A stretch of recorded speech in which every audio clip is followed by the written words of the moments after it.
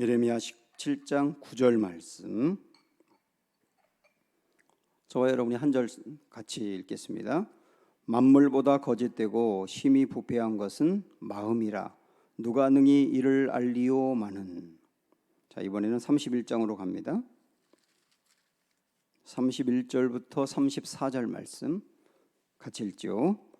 여호와의 말씀이니라. 보라, 날이 이르리니 내가 이스라엘 집과 유다 집에 새 언약을 맺으리라. 이 언약은 내가 그들의 조상들의 손을 잡고 애굽 땅에서 인도하여 내던 날에 맺은 것과 같지 아니할 것은 내가 그들의 남편이 되었어도 그들이 내 언약을 깨뜨렸음이라. 여호와의 말씀이니라. 그러나 그날 후에 내가 이스라엘 집과 맺을 언약은 이러하니 곧 내가 나의 법을 그들의 속에 두며 그들의 마음에 기록하여 나는 그들의 하나님이 되고 그들은 내 백성이 될 것이라. 여호와의 말씀이니라. 그들이 다시는 각기 이웃과 형제를 가르쳐 이르기를 너는 여호와를 알라 하지 아니하리니 이는 작은 자로부터 큰 자까지 다 나를 알기 때문이라. 내가 그들의 악행을 사하고 다시는 그 죄를 기억하지 아니하리라. 여호와의 말씀이니라. 아멘. 여러분, 우리 마음도 습관이 있다는 거 아세요?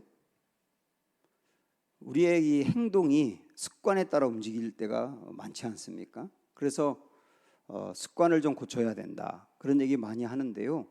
행동의 습관보다 사실 더 중요한 것은 마음의 습관입니다. 마음도 습관대로 가게 돼 있고 마음이 그렇게 가면 행동이 그렇게 따라가게 되어 있습니다. 어떤 사람은 어려운 일을 만나기만 하면 시도도 하지 않고 그냥 포기해 버립니다. 왜 그러냐면 마음의 습관 때문에 그래요. 어떤 사람은 무슨 상황과 일을 만나기만 하면 굉장히 분노합니다. 왜냐하면 그 마음의 습관이 그렇기 때문이거든요. 이렇게 마음이 중요한 것입니다. 아이들에게 공부를 하게 하려고 부모들이 그렇게 애를 쓰는데 공부 안 하는 아이들에게 너 공부 안 하면 앞으로 뭐가 될 거야? 너 세상에서 무시를 당해? 그런 말을 해도 소용이 없어요. 어떤 때는 공부 안 하는 아이들에게 공부하고 이번에 성적이 오르면 운동화 사주겠다고, 대신 성적이 떨어지면 용돈을 깎겠다고 그렇게 회유도 하고 협박도 하고 그러지만 소용이 없어요. 부모들이 꾸중을 하면 아이들이 엄마 아빠가 보는 데서는 책상에 앉아 공부하는 것 같지만 다 딴 생각을 하고 있고요. 학원을 보내놓더라도 마음이 없으면 학원에 가지 않고 새든지 아니면 학원에 가서도 예쁜 여자아이 쳐다보다가 그냥 오는 거예요. 이게 다 마음이 문제가 있기 때문입니다. 그러다가 어느 순간에 마음이 확 바뀔 때가 있어요. 그러면 이 아이들이 불같이 공부를 하면서 인생이 달라지기도 합니다. 이렇게 마음이 중요한 겁니다. 우리가 구원을 받고 그리고 믿음 안에 사는 것도 이 마음과 연관이 굉장히 깊은데요. 여러분 한번 이 말씀 보시죠. 내가 만일 내 입으로 예수를 주로 시인하며 또 하나님께서 그를 죽은 자 가운데서 살리신 것을 내 마음에 믿으면 구원을 받는다, 이렇게 돼 있어요. 굉장히 중요한 말씀인데 우리가 구원을 어떻게 받느냐?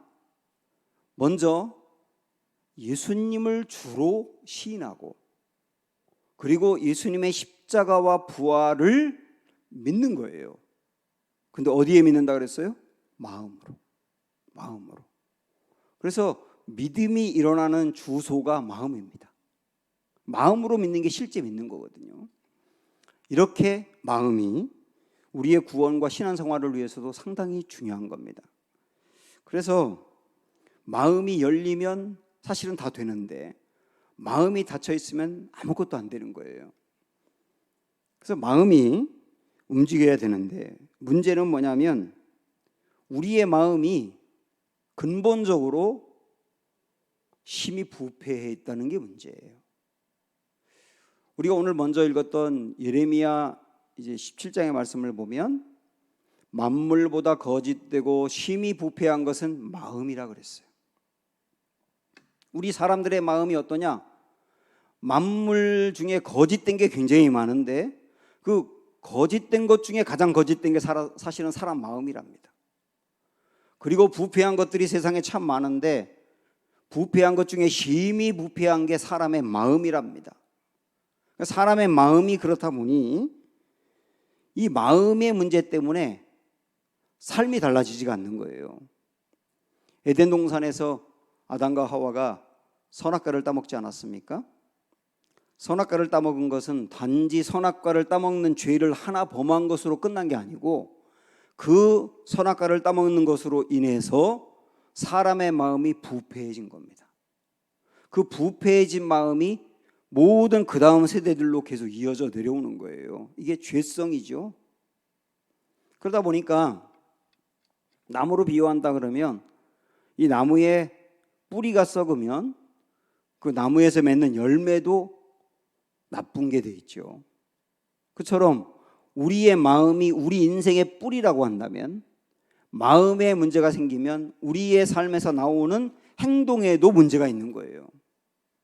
그래서 죄라고 하는 것은 내가 짓는 거짓말 그리고 도둑질 아니면 혈기 부리는 것 등 이런 것들이 하나하나의 죄악된 행동이라고 한다면 그 죄악된 행동보다 훨씬 심각한 게 뭐냐면 그 마음의 상태인 겁니다. 마음의 상태. 마음의 상태에 문제가 생길 때 수많은 죄악된 행동들이 자동적으로 나오게 돼 있단 말입니다.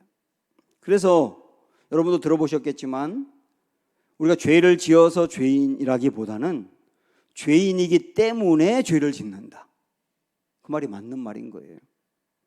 이렇게 마음이 부패한 것 때문에 행동에 문제가 되고 있는 사람들에게 야, 더 열심히 해봐. 마음을 단단히 먹어봐. 각오하고 결심해봐. 그런다고 되는 게 아니에요. 결심을 단단히 한다고 될 문제였다면 다 고칠 수 있겠죠. 근본적으로 마음이 부패해서 생기는 문제인 경우는 더 열심히 한다고 되는 것도 아니고 결심한다고 되는 것도 아니고 각오한다고 되는 것도 아니란 말입니다. 마음을 고쳐야 되는 거예요. 그러면 이 마음을 어떻게 고칠 수 있는 거냐? 굉장히 중요하지 않습니까? 그래서 우리는 이 마음을 고칠 수 있는 길을 오늘 두 번째 읽었던 예레미야 31장으로 가서 보셔야 됩니다. 자, 31절부터 볼까요? 여호와의 말씀이니라 보라 날이 이르리니 내가 이스라엘 집과 유다 집에 새 언약을 맺으리라 이렇게 말씀하셨어요. 여기 새 언약이라는 말이 나오는데 이 새 언약이 마음을 고치는 거와 결정적으로 연관이 되어 있는 거예요. 그 새 언약이라는 게 뭐냐? 새 언약이라는 말은 옛 언약이 있다는 뜻이겠죠. 옛 언약이 있으니까 새 언약이라고 말하지 않겠습니까? 그러면 옛 언약은 뭐냐? 그 다음 32절 보시면 이 언약은 내가 그들의 조상들의 손을 잡고 애굽 땅에서 인도하여 내던 날에 맺은 것과 같지 아니하답니다. 여기서 우리가 옛 언약이 뭔지 알 수 있겠죠. 옛 언약이 뭡니까? 하나님이 이스라엘 백성들을 애굽에서 건져내고 가나안 땅으로 인도할 때 주셨던 언약이 옛 언약인 거예요. 근데 새 언약은 뭐냐? 그거와 같지 않다고 말씀했습니다. 그러면 이 옛 언약은 구체적으로 말씀드리면 율법을 말합니다. 모세를 통해 주었던 율법. 그 율법이 출애굽기나 신명기 같은 데 다수 나와 있죠. 그런데 이걸 좀 포괄적으로 보면 성경 안에서 뭘 해라, 하지 말라라고 말씀한 모든 게 다 율법인 겁니다. 그래서 우리는 율법을 조금 더 넓은 의미로 말씀이라고 이해하셔도 괜찮아요. 이거를 이스라엘 백성들에게 주었던 거예요. 하나님의 말씀 율법을. 그런데 이 하나님이 옛 언약으로 이스라엘 백성들에게 모세를 통해서 주었던 율법은 어떤 문제가 있느냐면 거기에 하나님과 이스라엘 백성들이 이렇게 맺은 언약이 참 많이 있거든요. 그런데 그 언약은 조건이 붙어 있는 거예요. 이렇게 하면 이렇게 해주겠다. 반대로 이렇게 하지 않으면 이렇게 될 거다라고 하는 조건이 붙어 있는 게 옛 언약의 특징이라고요. 그래서 옛 언약의 핵심이라고 할 수 있는 출애굽기 19장의 5절 6절 말씀을 보시면 세계가 다 내게 속하였나니 너희가 내 말을 잘 듣고 내 언약을 지키면, 이렇게 돼 있어요.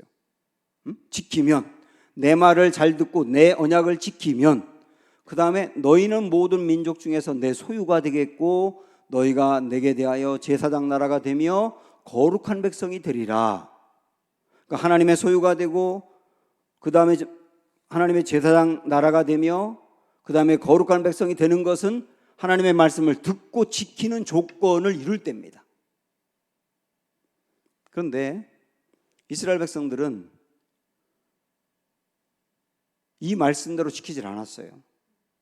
하나님의 말씀대로, 하나님의 율법대로 지키질 않았다고요.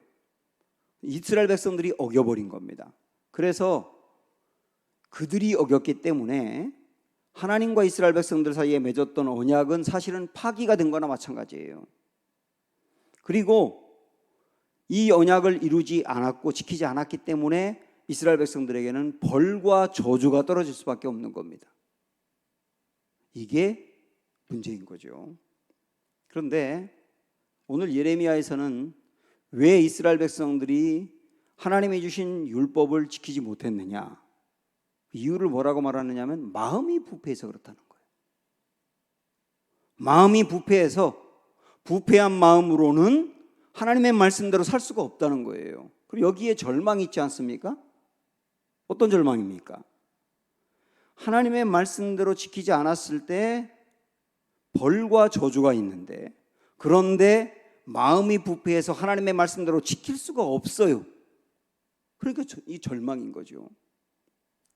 이 절망을 어떻게 해결할 수 있느냐? 이것을 해결하신 것이 새 언약인 겁니다. 새 언약. 오늘 우리가 말씀하는 새 언약, 그게 구약의 옛 언약의 근본적인 문제를 해결할 수 있는 길이에요. 그게 두 가지 문제를 해결합니다. 하나는 이거를 지키지 않았을 때 벌과 저주가 있다고 했는데 그 문제를 해결했고, 두 번째는 이스라엘 백성들이 이 언약을 스스로 지켜야 되는데 스스로 지키기에는 마음이 부패했단 말입니다. 그 문제를 해결한 게 새 언약이라고요. 이 새 언약은 크게 두 가지입니다. 여러분 좀 오늘 말씀이 약간 어려울 수 있지만 상당히 중요한 말씀이니까 한번 귀담아 잘 들어보세요. 새 언약은 크게 두 가지인데요. 하나는 십자가입니다. 예수님께서 최후의 만찬을 하시고 만찬이 끝나면 이제 십자가에서 돌아가셔야 되는데, 최후의 만찬을 하실 때 제자들에게 굉장히 중요한 말씀하셨거든요. 먼저 그들에게 이렇게 떡을 돌리면서 이것을 받아 먹으라 그러면서 그 떡은 내 몸을 상징한다, 그렇게 말씀하셨죠. 근데 그 다음에 떡을 먹은 다음에 이번에는 포도주가 들어있는 이 잔을 돌리면서 주님이 하신 말씀을 한번 읽어보세요. 저녁 먹은 후에 잔도 그와 같이 하여 이르시되 이 잔은 내 피로 세우는 새 언약이니 곧 너희를 위하여 붓는 것이라. 여기에 새 언약이란 말이 나옵니다. 피가 새 언약이다. 여기서 말하는 피는 예수님이 앞으로 십자가에서 못 박혀 돌아가실 것을 얘기하는 거죠. 피는 죽음이에요. 예수님의 죽음이 새 언약이라는 거예요. 왜 새 언약이냐면 아까도 말씀드린 것처럼 구약의 그 옛 언약은 이 언약대로 지키면 복을 받지만 지키지 않으면 벌과 저주를 받는다고 했지 않습니까? 그런데 십자가가 새 언약인 이유는 뭐냐면 예수님께서는 사람들이 지키지 못한 문제를, 그래서 받아야 될 벌과 저주를 당신이 십자가에서 지고 가신 거예요. 사람이 받아야 될 것을 예수님이 해결해 주셨단 말입니다. 그런 측면에서 새 언약인 거예요. 자, 새 언약 두 번째가 있습니다. 그거는 성령이에요. 성령. 구원, 예수님의 십자가와 그 죽음으로 말미암아 구원을 받은 사람들은 그 속에, 여러분도 예수님의 십자가 죽음으로 구원을 받지 않았습니까? 그 모든 그 구원받은 사람들 심령 속에 성령이 계시는 거예요. 그 성령이 새 언약입니다. 오늘 예레미야 31장하고 상당히 비슷한 말씀이 에스겔 36장이거든요. 거기에 26절, 27절을 보시면 또 새 영을 너희 속에 두고 새 마음을 너희에게 주되 너희 육신에서 굳은 마음을 제거하고 부드러운 마음을 줄 것이며 또 내 영을 너희 속에 두어 너희로 내 율례를 행하게 하리니 너희가 내 규례를 지켜 행할지라. 여기에 보면 새 영 내지는 내 영이란 말이 나옵니다. 이게 성령을 말하는 거죠. 구원받은 사람들 속에 새 영인 성령을 부어주겠다, 이렇게 에스겔서에서 약속하시고 그 약속이 성취가 된 거거든요. 그러니까 두 번째 새 언약은 성령을 주시겠다는 뜻이에요. 그래서 정리하면 새 언약은 뭐냐? 십자가와 성령입니다. 그러면 십자가와 성령이 새 언약의 핵심이라 그랬는데요, 새 언약과 옛 언약의 근본적인 차이가 뭐냐? 일단 옛 언약은 그것을 하나님의 백성들이 지키면 복을 받고 지키지 못하면 벌과 저주를 받는 조건이 붙어 있다 그랬어요. 그런데 새 언약은, 십자가를 상징하는 새 언약은 예수님께서 사람들이 지키지 못한 것을 대신 짊어지고 십자가에서 돌아가심으로 말미암아 자격이 안 되는데 자격을 부여해 준 거예요. 어떤 자격? 복을 받을 수 있는 자격. 그 복의 핵심이 구원이죠. 그래서 구약의 백성들은 내가 지킴으로 복으로 가는데 예수 그리스도의 십자가를 통해서 우리에게는 어떤 것이 주어졌느냐면 주님이 해주심으로 복으로 갈 수 있는 길이 열리게 된 거예요. 이 근본적인 차이가 옛 언약과 새 언약의 차이인 겁니다. 또 하나, 이 두 언약의 차이의 또 하나 포인트는 뭐냐면 옛 언약은 내가 노력해서 지켜야 되는 거예요. 내가 노력해서 지키는 것. 그러나 내가 노력해서 지키려고 해도 마음이 부패해서 지킬 수 없었다고 했지 않습니까? 그래서 새 언약은 뭐냐면 내가 노력해서 지킬 수 있는 것이 아니라 되게 해주신 거예요. 되게 해주신 것. 그러니까 옛 언약은 내가 지키는 거고, 그 다음에 새 언약은 되게 해주신 거라고요. 여러분, 이게 근본적인 차이인 거예요. 그래서 우리가 어떻게 해서 되게 그 율법대로 지키고 말씀대로 되게 해주셨느냐, 그걸 이제 보아야 되는데, 오늘 31장 예레미야 31장 33절에 보시면 이렇게 말씀을 합니다. 그러나 그날 후에 내가 이스라엘 집과 맺을 언약은 이러하니, 이게 새 언약이죠. 곧 내가 나의 법을 그들의 속에 두어 그들의 마음에 기록하여 그랬어요. 옛 언약은 십계명 같은 돌판에다가 새겨준 겁니다. 그런데 새 언약은 예수 그리스도와 성령에 의해서 어디에다 새겼다 그랬냐면 내 속에 새겼다 그랬어요. 그 말은 뭐냐면 신비에 새겼다는 뜻이에요. 신비에 새겼다. 그래서 안 되던 것을 되게 한단 말씀입니다. 자, 여러분, 이게 이해가 안 되시면 그 다음 에스겔 36장의 말씀을 다시 보시면 이해가 될 거예요. 자, 이 말씀 뭐라고 얘기하고 있냐면 또 새 영을 너희 속에 두고 새 마음을 너희에게 주되 그랬어요. 새 영을 줄 뿐만 아니라 새 뭘 준다 그랬어요? 마음을 준다 그랬어요. 마음이 새로워졌다는 거예요. 마음이 새로워졌다. 아까 옛 언약에서 사람들이 지키려고 했는데 못 지킨 이유가 뭐라고 그랬습니까? 마음이 부패해서. 그런데 새 언약에서 예수님의 십자가와 성령을 통해서 우리에게 주어진 새로운 언약은 뭐냐면 마음을 새롭게 한다는 거예요. 마음을 새롭게 한다. 그래서 구원을 받는다라고 하는 것은요, 제가 아주 자주 말씀드리지만 이전보다 내가 조금 더 좋은 사람으로 바뀌었다는 말이 아니에요. 구원받았다는 말은 거듭남입니다. 거듭남, born again, 다시 태어남이에요. 완전히 다른 사람으로 육신은 그대로라 할지라도 영원히 다시 태어났다. 영원히 다시 태어난 새 사람이 되었기 때문에 새 마음을 갖는 거예요. 그래서 새 마음을 갖다 보니까 어떻게 되느냐 하면 그 결과로, 여러분 이 말씀 다시 좀 더 볼까요? 자, 또 내 영을 너희 속에 두어 너희로 내 율례를 행하게 하리니 라고 되어 있어요. 율례를 행하게 하리니 이렇게 되어 있죠. 그러니까 우리 주님은 새 마음을 우리에게 주었는데 옛 마음은 내가 행하려고 했지만 부패해서 못했어요. 그런데 새 언약은 뭐냐면 내 마음이 바뀌었어. 새로운 사람으로 마음이 바뀌다 보니까 율례를 행하게 되더라는 거예요. 여러분 이 차이를 보셔야 됩니다. 그래서 새 언약을 받은 예수님의 십자가와 성령을 받은 우리들은 내가 말씀을 지키려고 애쓰고 노력하다 좌절하고 넘어지고 또다시 일어나서 말씀을 지키려고 하다가 좌절하고 넘어지고 이런 신앙생활이 반복되는 게 아니고 마음이 근본적으로 바뀐 것으로 인하여 율례를 행할 수 있는 사람으로 바뀌었다는 걸 아셔야 되는 거예요. 이런 일들을 성령이 하시는 거예요. 여러분 예수님 믿으세요? 예수님 믿으시고 구원 받으셨어요? 우리가 구원을 받았다는 말은 다르게 이야기하면 성령이 내 마음에 계시다는 뜻이에요.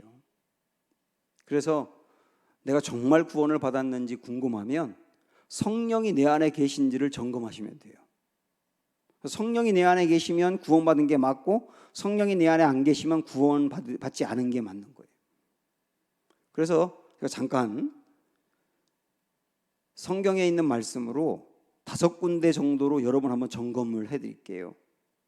성령이 내 안에 계신지를 한번 스스로 점검을 해보세요. 알 수 있어요. 자, 먼저 성령이 아니고서는 예수를 주시라 할 수 없느니라. 고린도전서 12장 3절이거든요. 이 말은 바꿔서 이야기하면 내가 예수님을 주라고 고백한다면 그건 성령이 내 안에서 그 마음을 주었기 때문이다. 그러면 여러분 질문합니다. 예수님을 주라고 고백하십니까? 그럼 성령이 여러분 안에 계신 거예요. 또 하나 로마서 8장의 16절에 보면 성령이 친히 우리 영으로 더불어 우리가 하나님의 자녀인 것을 증거한다 그랬어요. 여러분 하나님을 아버지라고 부르십니까? 육신의 아버지도 있지만 하나님이 내 아버지라고 여기며 그 아버지에게 기도하고 아버지에게 기대고 아버지를 통해서 위로받는 게 실제입니까? 그렇다면 성령님이 여러분 안에 계시기 때문이에요.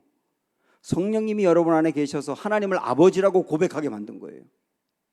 세 번째는 고린도전서 2장 12절에 보면 성령이 내 안에 계시면 은혜로 주신 것들을 알 수 있다 그랬어요. 은혜로 주신 것들을 알 수 있다. 말씀을 들으면서도 하나님이 내게 은혜로 주는 걸 내가 알 수 있어요. 그래서 알기 때문에 감격하기도 하고 그 말씀을 받아들여서 내 마음이 움직이기도 하는 겁니다. 성령이 그 마음에 있지 아니하면 절대로 말씀을 통해 은혜 받을 수가 없어요. 은혜로 주신 것들을 아는 사람은 성령이 있는 사람이기 때문에. 여러분 어떻습니까?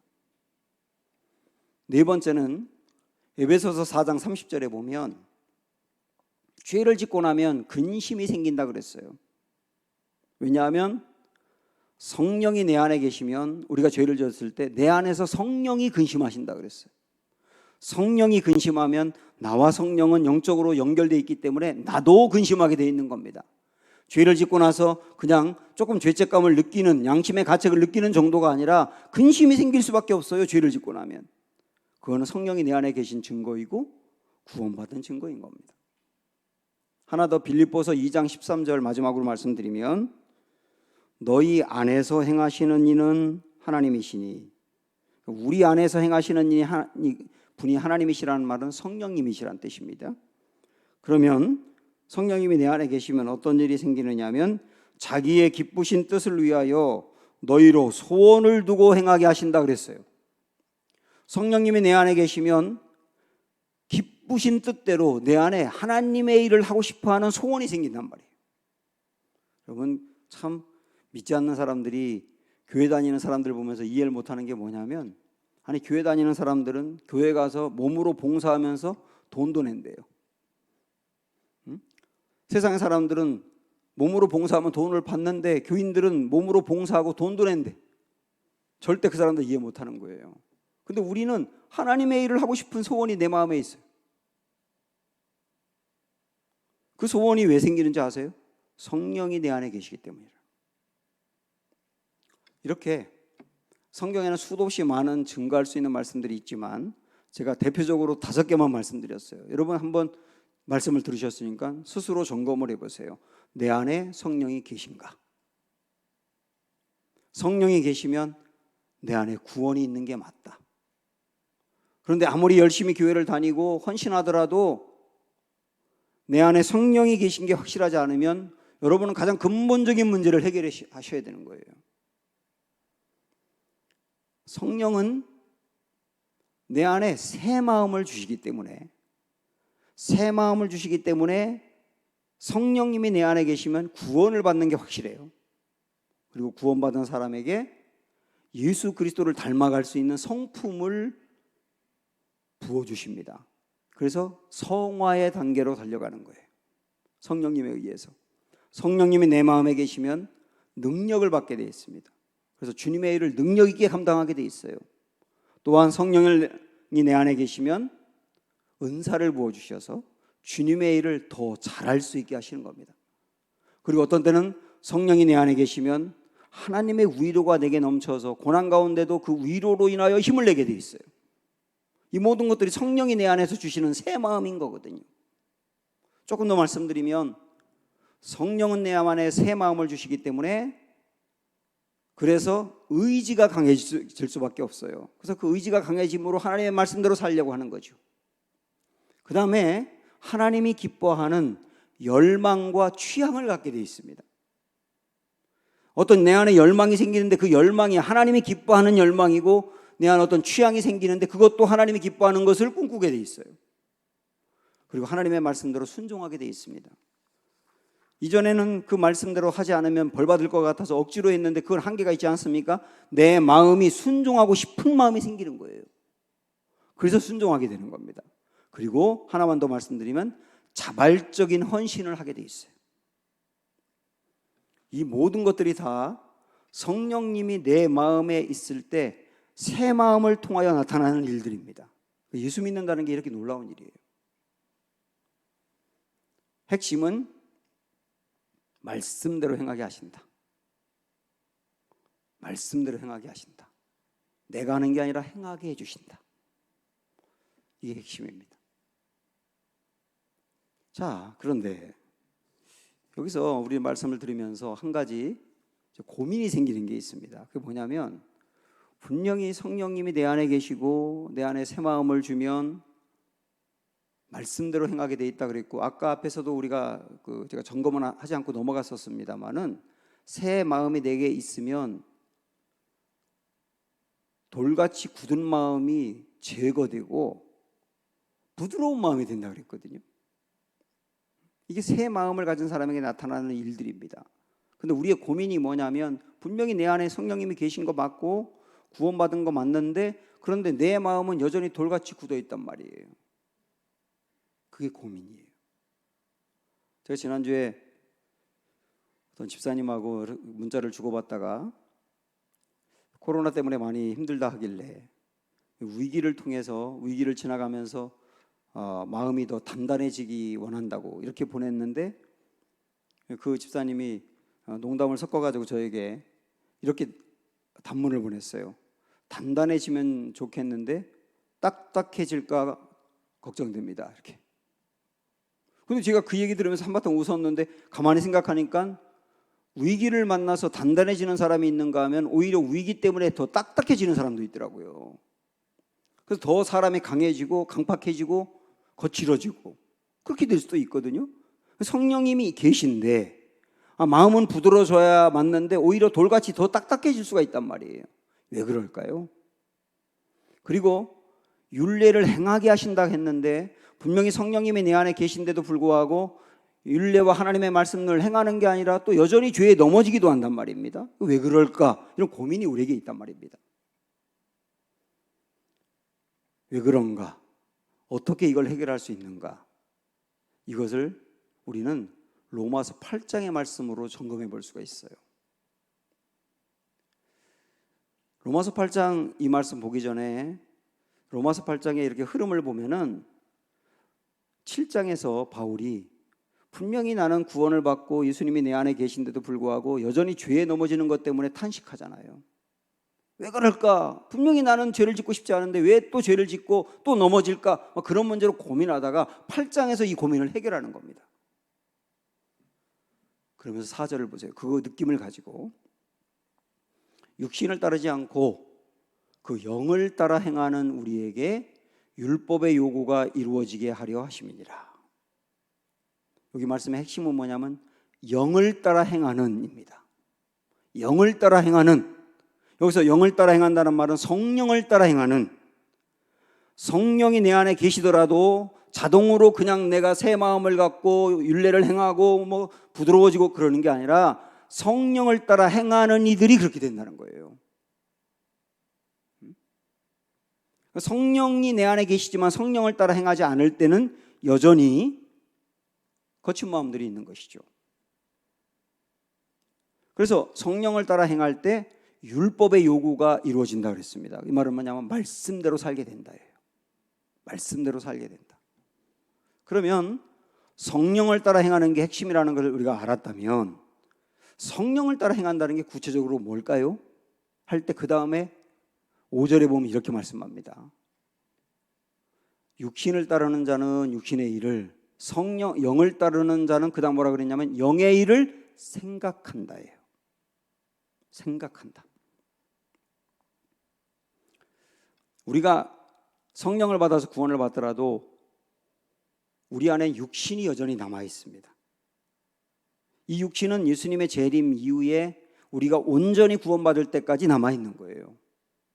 이 육신이라고 하는 게 뭐냐면 옛날의 그 모습대로 살도록 하는 거예요. 내가 옛날에 죄를 짓고 예수님 만나기 전에 살던 그 모습대로 여전히 살도록 나를 부추기며 나를 끌고 가는 게 육신입니다. 그래서 육신도 우리에게 생각을 줘요. 죄된 생각을 주는 거예요. 저거 하면 좋겠는데? 달콤하게 했는데? 그러면서 우리를 부추기면서 유혹하는 게 육신의 생각이거든요. 여러분 지난주에도 그 육신의 생각이 많이 들지 않았습니까? 그런데 옛날과 달라진 건 뭐냐면 육신의 생각이 우리 안에 들 때 성령도 생각을 부어주는 거예요. 성령의 생각은 뭐냐면 육신의 생각대로 따르지 않고 하나님이 기뻐하는 대로 따르도록 하는 생각이에요. 그 죄를 우리가 유혹을 받을 때 육신이 막 우리를 그곳으로 끌고 가며 그걸 생각하게 할 때 성령님의 생각을 주어서 너는 구원받은 사람이고 새로워진 사람인데 왜 또다시 옛날처럼 넘어지려 그래? 그건 잘못된 거야. 하나님이 기뻐하지 않는 거야. 그런 생각을 우리 안에 부어주시면서 하나님이 기뻐하는 대로 가도록 생각을 부어준다고요. 신앙생활 하면은 마냥 행복한 게 아니라 갈등이 더 많습니다. 왜 갈등이 많냐면 육신의 생각과 성령의 생각이 싸우니까 갈등이 많은 거예요. 우리 안에 치열하게 싸운다니까요. 그때 우리는 어떻게 하면 되느냐? 성령이 주는 생각을 붙들어야 된다는 거예요. 그 싸움을 하는 겁니다. 성령이 주는 생각을 붙드는 싸움. 성령이 주는 생각을 붙들면 붙들수록 육신의 생각은 힘을 잃게 돼 있어요. 그리고 성령이 주시는 생각을 붙들고 나아가면 나아갈수록 육신의 나를 유혹하는 힘은 현저하게 줄어들게 돼 있다고요. 그렇게 승리해 가는 거예요. 그래서 앞으로 여러분 꼭 아셔야 됩니다. 내 안에 두 생각이 있다. 성령이 주는 생각을 붙들어야 육신의 생각이 약해진다. 성령이 주는 생각을 붙들면 어떻게 되는지 5절, 6절 보면 이렇게 나와 있거든요. 육신의 생각은 사망이요 영의 생각은 생명과 평안이다. 육신이 주는 생각을 붙들면 붙들 때는 달콤하지만 그 생각대로 행하면 우리 인생의 사망에 빠지는 것처럼 넘어지게 되어 있습니다. 그런데 성령이 주시는 생각을 딱 붙들게 되면 우리에게 뭐가 오느냐면 생명이 오고 평안이 오는 거예요. 우리 인생의 생명력이 넘치고 내 마음에 평강이 임하게 돼 있다고요. 평강은 감정인데요. 감정은 우리가 조절을 못합니다. 그래서 마음이 우울할 때 우울하지 말아야지. 그렇게 못해요. 그런데 감정을 조절할 수 있는 게 딱 하나가 있어요. 그게 뭐냐면 생각이에요. 생각으로 감정을 조절하는 거예요. 성령이 주는 생각을 붙들면 붙들수록 육신이 주는 생각은 떠나가며 내 마음에 평강이라는 감정이 임하는 거예요. 이 싸움을 계속하셔야 되는 겁니다. 사랑하는 여러분, 우리 안에는 성령님이 계십니다. 그리고 성령님은 우리 안에서 생각을 주세요. 우리는 끊임없이 성령님을 따라 행하며 그 생각을 붙드셔야 됩니다. 그리고 성령님이 주시는 생각을 선택하고 그곳으로 나아가셔야 됩니다. 그러면 그럴수록 또 승리하게 될 것이에요. 고난이 있을 때도 성령이 주는 생각을 붙들면 위로가 되겠지만 고난 중에 육신이 주는 생각을 붙들면 좌절합니다. 죄의 유혹을 받을 때 성령이 주는 생각을 붙들면 승리하지만 육신이 주는 생각을 붙들면 넘어지게 되어 있습니다. 이번 한 주일 동안도 성령이 주는 생각 붙들고 믿음 안에 승리하는 성령의 사람들 되시기를 주님의 이름으로 축원합니다. 성령 하나님 나를 만지소서. 찬양하겠습니다.